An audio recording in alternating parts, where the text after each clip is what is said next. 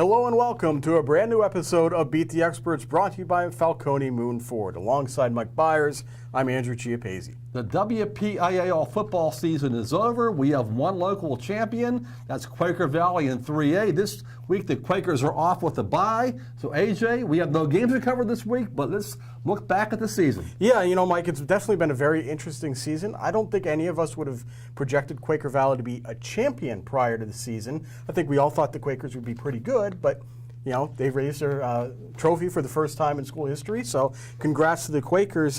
Curious to see who else you thought maybe surprised you, or maybe you were a little disappointed in for our local teams. You know what, AJ, I will say this, okay? Quaker Valley has been a fantastic story. You know, we did not think they were going to win a WPIAL championship, especially after their coach resigned suddenly right before training camp. We thought El Copa had a great chance. We thought they would win the WPIAL championship. They were a great story all year long until the final game. Very disappointing performance in that 2-0 loss. Granted, there was a penalty or two called against the Quips that were questionable. However, the Quips had 20 penalties in that game, and most of them were self-inflicted, so they have no beef right there. One of my favorite teams this year was Our Lady of the Sacred Heart, with Dan Bradley as the coach, Tyler Bradley as a quarterback, Richard Boom Banks as a running back slash slot guy.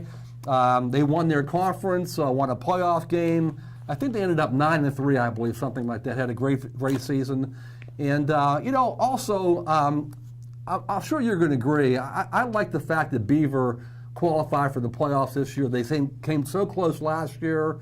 9-3 this year, great program. They made it, so that's some of my highlights. You know what? I really like your pick of Beaver too, because we thought that they would possibly take a step back, at least offensively, with Darius Wise graduating. And Darius wasn't the only key player on offense that graduated. They lost a lot of their offense besides him to graduation. I thought they'd have to rely on their defense early on and maybe play some classic Jeff Belt-style football. But you know what? Brody List, Tyler Wallace, Gino Mavero, Eamon Cottrell, they came together pretty quickly. And List looks like he's going to be a pretty solid quarterback as a senior. So Beaver found its groove on offense, and that was great to see because Jeff Belts runs a class program, and it's great to see them back in the playoffs. And AJ, it'll be interesting next year because they were a 3A program the past 2 years, and now with the new state enrollment figures, they're going to be a 4A school next year, moving up in class, and we shall see. Yeah, it'd be interesting to see how that also shakes out. There was one team that I was disappointed in. I had high hopes for Freedom this year.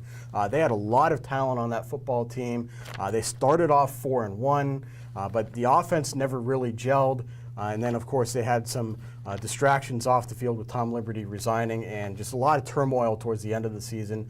Based off of the talent on that team, I expected a lot more, but just sometimes that's the way the season goes, and it ended in disappointment. And AJ, also, in fairness to the Bulldogs, late in the year, they did have some key injuries. Absolutely, absolutely. And that really hurt. Zach Rosa was hurt at his first spell. Running back Kyle Borgerman was hurt. So you're right. I believe they lost 4 of their last 5 games. They did. I think. They did. So disappointing. I'm not sure if I'm disappointed in West Allegheny this year. They were 7-3. They made the playoffs, but they did lose 2 players via transfer early in the year. Brandon Lipford, the receiver, went to Montour. Running back Kenny White went to Pine Richland. West Allegheny had some injuries this year.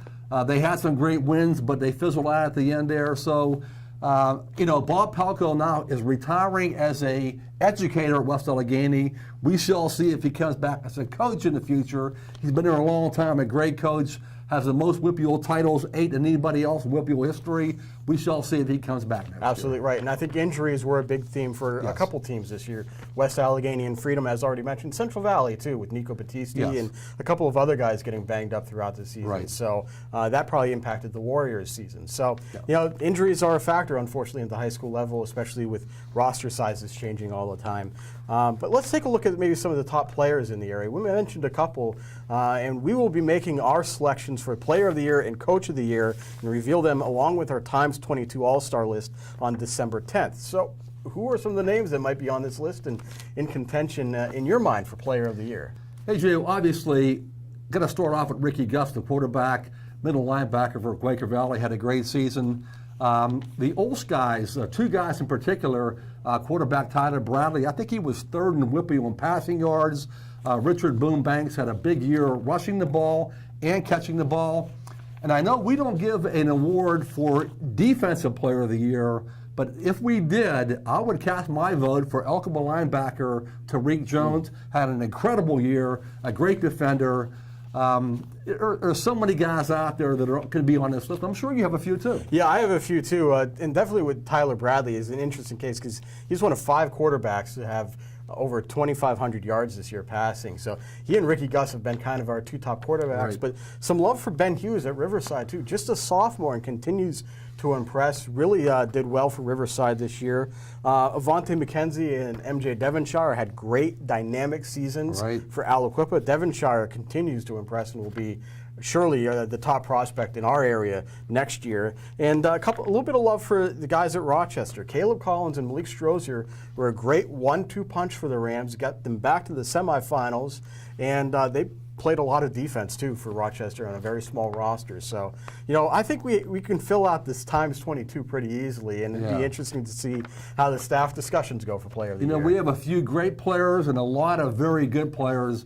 It'll be interesting to see how the top 22 comes out. That does it for this week's episode of Beat the Experts. You can keep track of all of our coverage, even through Thanksgiving, on timesonline.com. And join us at noon Wednesday for a brand new edition of Game On. So for Mike Byers, I'm Andrew Chiappese. That does it for now. We'll see you soon.